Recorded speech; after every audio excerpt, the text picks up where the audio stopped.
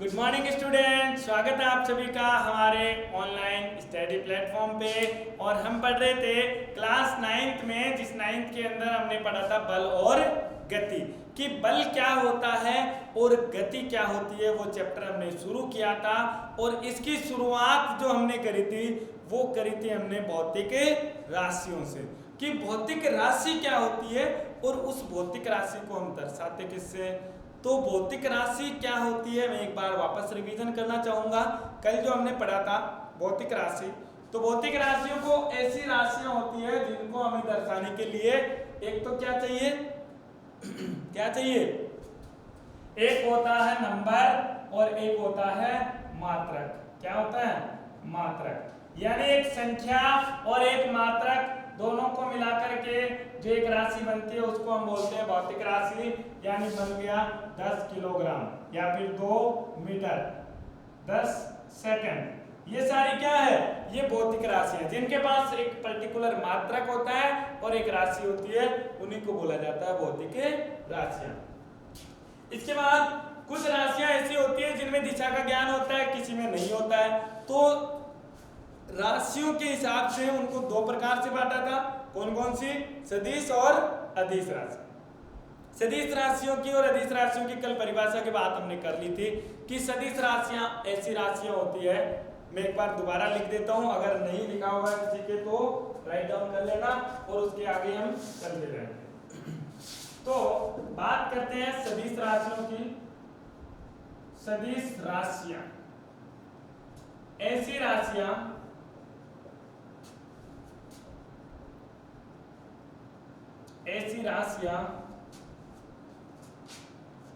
जिन्हें दर्शाने के लिए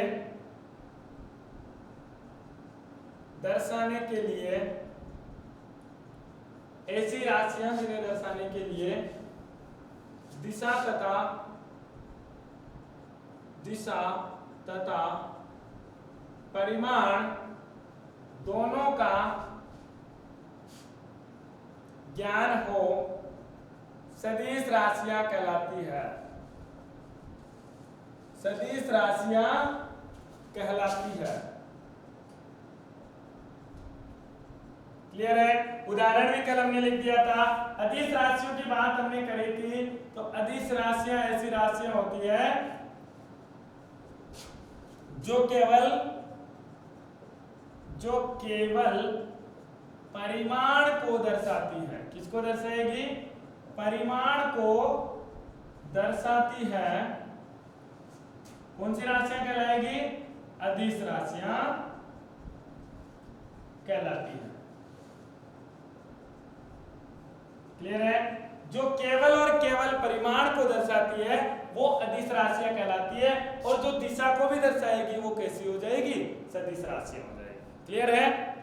तो अगर ये बात क्लियर हो गई है तो हम आगे बात करते हैं कि सदिश और अदिश को दर्शाते कैसे हैं और उनका तरीका क्या है लिखने का। चलिए, तो सदिश राशियों की बात करेंगे पहले।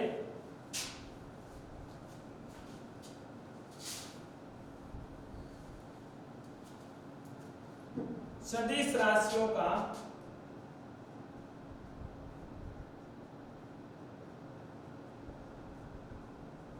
के दर्शाने का तरीका, कि किस तरीके से इनको व्यक्त करेंगे, हम पहचानेंगे कैसे कि ये एक सदिश राशि है। क्लियर है? तो पहली बात, सदिश राशि वह राशि होती है जिसमें परिमाण के साथ साथ दिशा दी हुई हो। परिमाण के साथ साथ क्या दिया हुआ होगा? दिशा दी हुई होगी, तो वो कौन सी राशि हो जाएगी? सदिश राशि होगी। अगर परिमाण के साथ साथ दिशा नहीं दिया हुआ होता है तो वो कैसी हो जाती है? अदिश राशि होती है। तो पॉइंट बाय पॉइंट लिखेंगे। इन राशियों में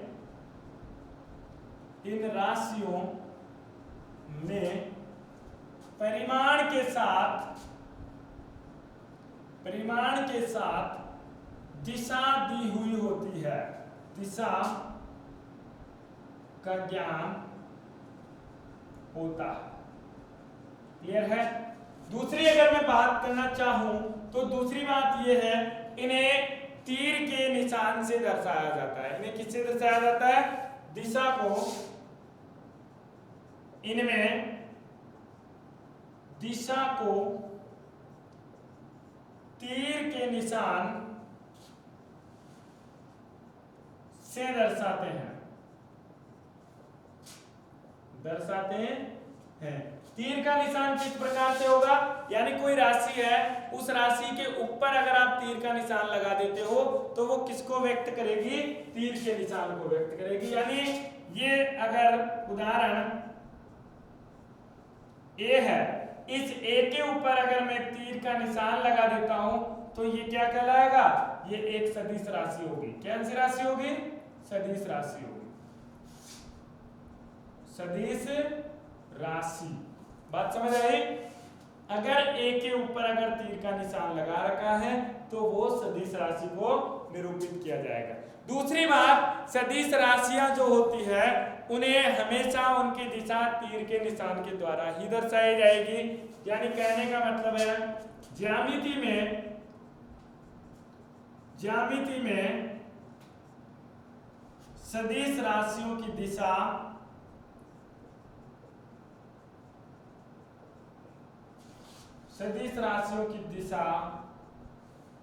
तीर के निशान से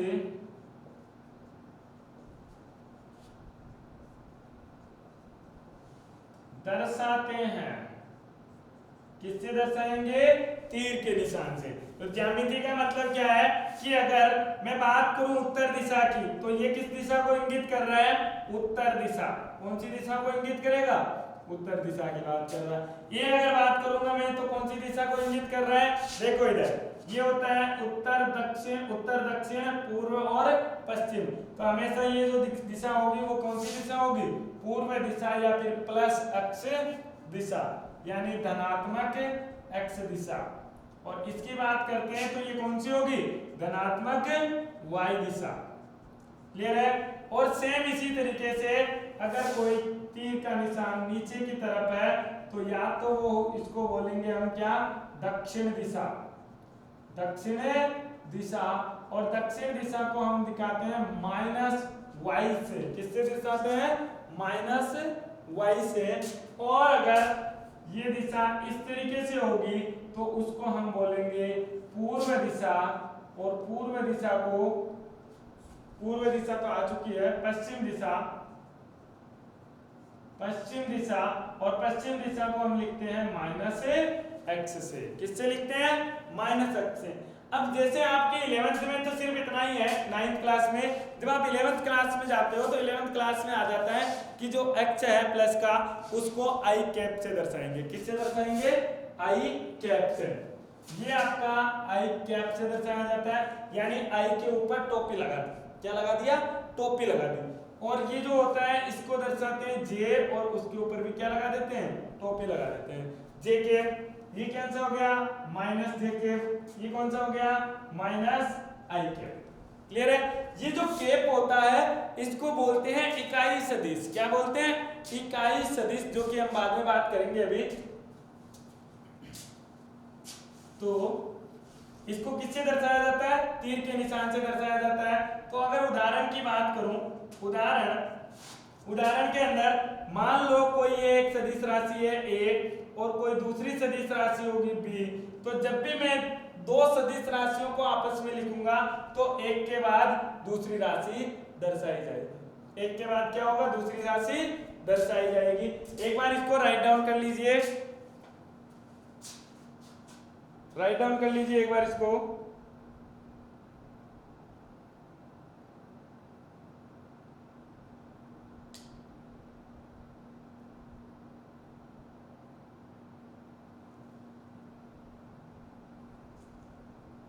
चलो आगे हम बात करते हैं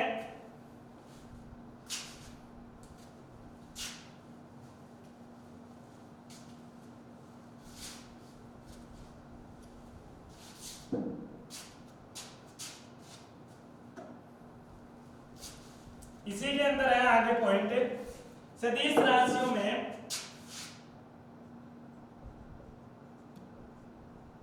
सदिश राशियों का संख्यात्मक मान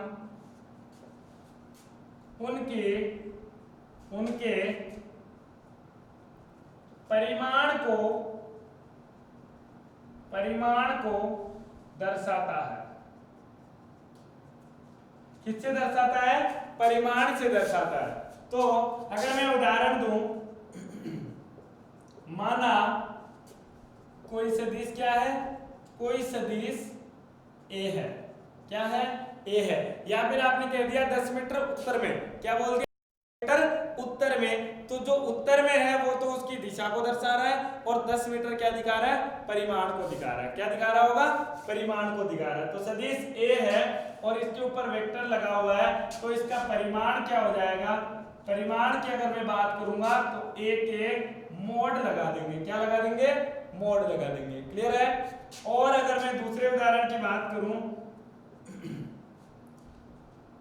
10 मीटर उत्तर दिशा में अगर इस वाक्य की बात करता हूं तो 10 मीटर परिमाण को दर्शाता है,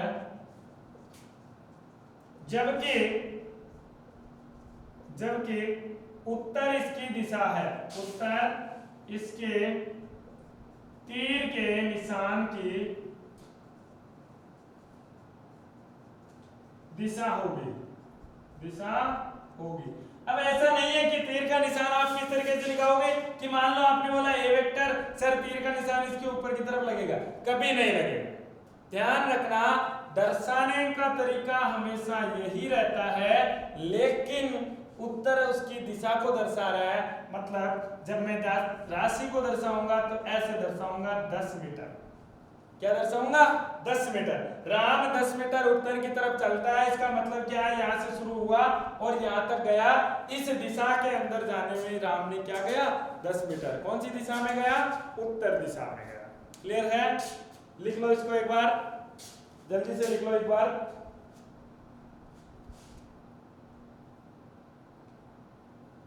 चलो,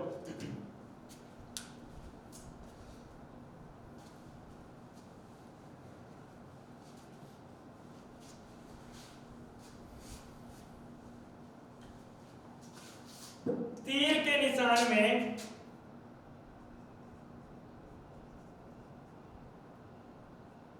देखो इधर, ये राशि को दर्शाने के लिए तीर का निशान है।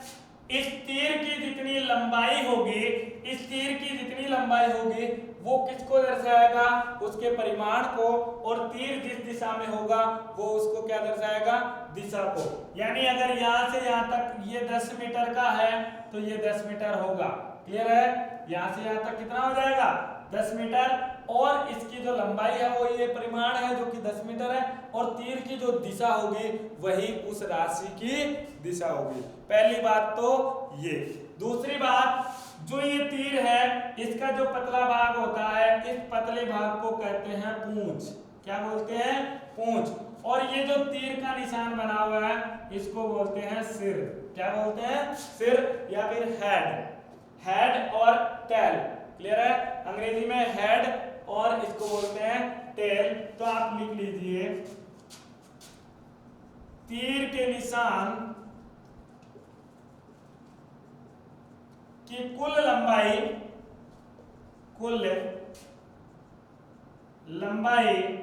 तीर के निशान की कुल लंबाई उस राशि का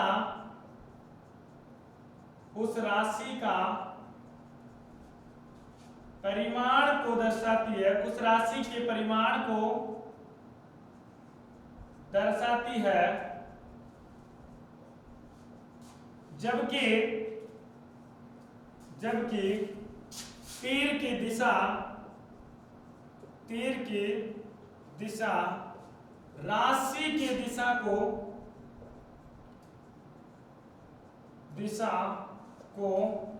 व्यक्त करती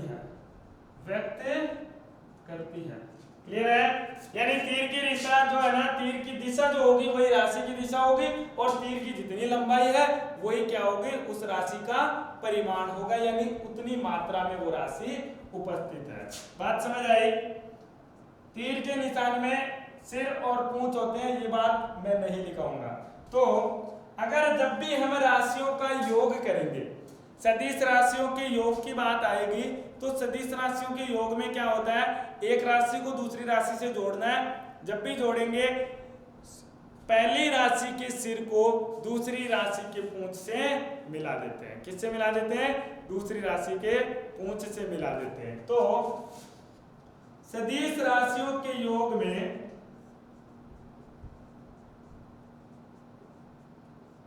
सदिश राशियों के योग में राशि के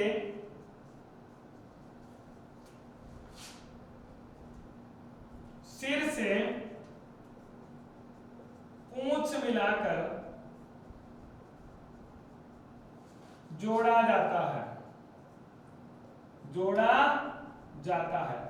इसकी जो डिटेल के अंदर जो कहानी है ना, वो आपको 11th क्लास में मिलेगी कि किस तरीके से जोड़ेंगे और कब हमारे वो उपयोग में आती है। 9th क्लास में ज्यादा नहीं दे रखा है, फिर भी हमें सब कुछ पढ़ना है कि क्या इंगित कर रही होगी और क्या नहीं दर्शा रही है। तो मान लो, उदाहरण की बात करता हूं मैं। उदाहरण के अंदर मानो ये एक राशि है A, क्लियर है, और एक कोई दूसरी राशि है जो कि इस दिशा में जा रही होगी। कौन सी दिशा में है? इस दिशा में है, जिसका क्या है, मान B है। ये A वेक्टर है और ये B वेक्टर है। वेक्टर का मतलब होता है सदिश। वेक्टर राशि का ही नाम है। इसी राशि को दर्शाने के लिए हम क्या बोल लेते हैं, अंग्रेजी में बोलते हैं वेक्टर। तो A वेक्टर और B वेक्टर दो आपको दे रखे हैं। दोनों को यदि जोड़ना है तो दोनों को जोड़ेंगे तो क्या करेंगे, प्लस करेंगे। क्या करेंगे? प्लस करेंगे। और जब जोड़ोगे तो आपको जो आंसर मिलेगा उसमें क्या करना है, देखो ये पहली राशि का हेड है और ये पहली राशि का टेल है। ये पहली राशि का टेल, दूसरी राशि का टेल और ये दूसरी राशि का हेड है। जब इनको जोड़ेंगे तो इस हेड को इस टेल से मिला देंगे। कहने का मतलब ये राशि तो एजिटिव थी ए वेक्टर। ए वेक्टर है वो तो है जैसी की जैसी रहेगी, इसको यहां से ला करके इसके साथ जोड़ दिया जाएगा। तो ये वेक्टर और इसके साथ पूंछ जोड़ी और ये बन गया बी वेक्टर। ये ए था, इसके साथ बी जोड़ दी, अब बन गया ये बी वेक्टर। और जब दोनों का योग करोगे तो क्या है, देखो यहां से शुरू हुआ और यहां तक गया, ये पहली राशि बता रही थी। दूसरी राशि ने बोला यहां से शुरू हुआ और यहां तक गया। तो दोनों राशि को कंबाइन करेंगे तो अंत में कहां पहुंच रहे हैं, यहां पर। प्रारंभ में कहां थे हम, यहां पर। तो अंतिम और प्रारंभिक को अगर आप मिलाओ तो क्या होगा, एक नई राशि मिलेगी और नई राशि की दिशा यहां पर इंगित कर रही होगी और इस नई राशि को हम बोलते हैं क्या, आर। ये इन दोनों का परिणाम है, इन दोनों का परिणाम है। और ये भी एक सदिश राशि होगी जो दर्शा रही होगी कि मान लो राम यहां से चालू किया, पहले ए वाले रास्ते पे चला, फिर राम बी वाले रास्ते पे चला, तो अंत में राम कहां पहुंच गया और उसकी दिशा क्या है, तो अंत में राम पहुंच गया है सी बिंदु पर। और इस सी बिंदु पर इसकी दिशा क्या होगी, यहां से जितना कोण बनाएगा और ये इस दिशा के अंदर होगा। बात समझ आई? ये होता है राशियों का योग। लिख लीजिए एक बार इसको, जल्दी से इसको राइट डाउन करो, चलते हैं आगे।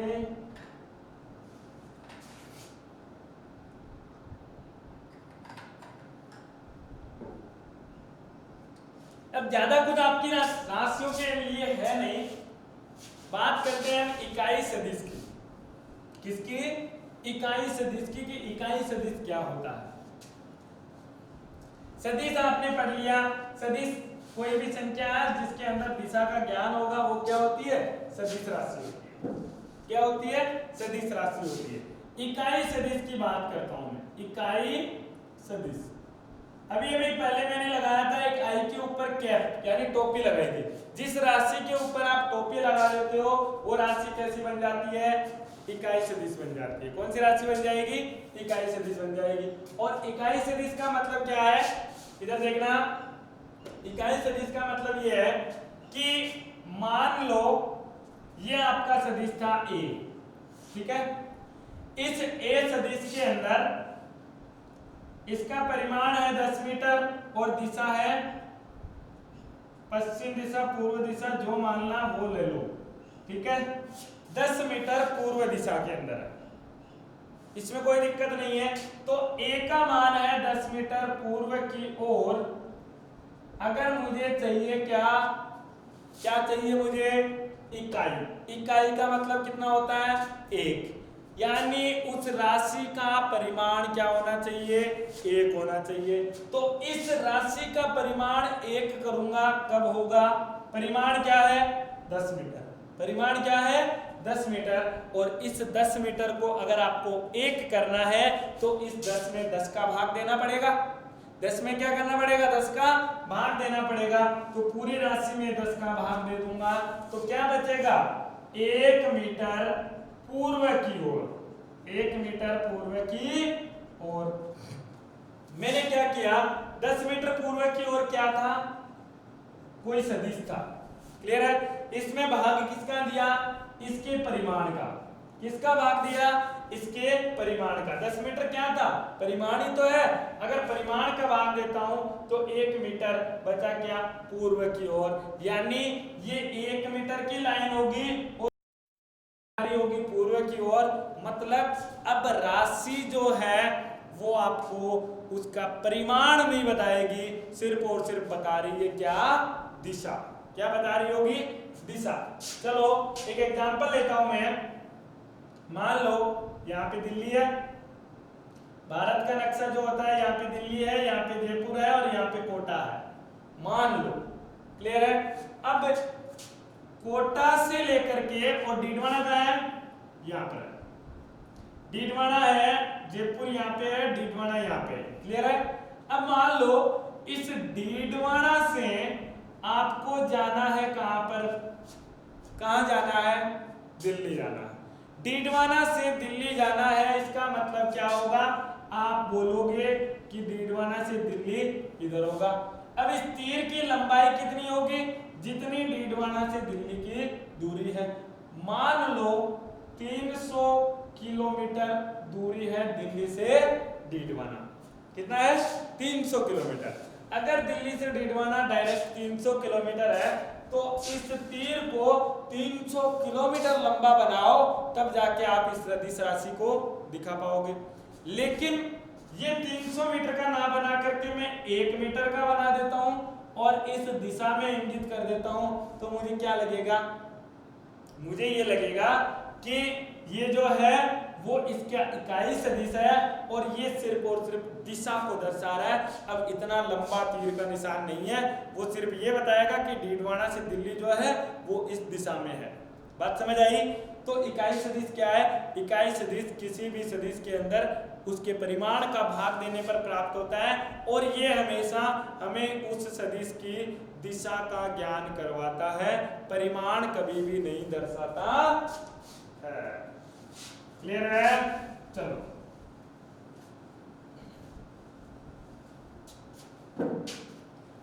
इकाई सदिश, इकाई सदिश किसी सदिश राशि, सदिश राशि में उसके परिमाण का भाग देने पर प्राप्त होता है, भाग देने पर प्राप्त होता है तथा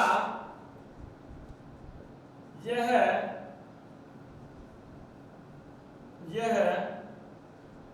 हमेशा सिर्फ उस राशि की दिशा को दर्शाता है, दिशा को दर्शाता है। कभी भी उसके परिमाण को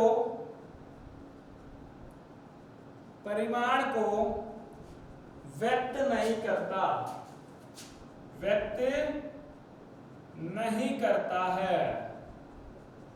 परिमाण को व्यक्त नहीं करेगा, क्या दिखाएगा आपको, उसकी दिशा को दर्शाएगा। इसका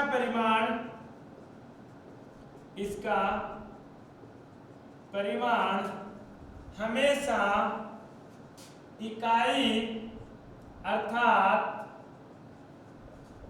एक होता है। कितना होता है? एक होता है। एक बोलो या फिर इकाई बोल लो। और अगर मैं बात करना चाहूं तो इसे राशि के ऊपर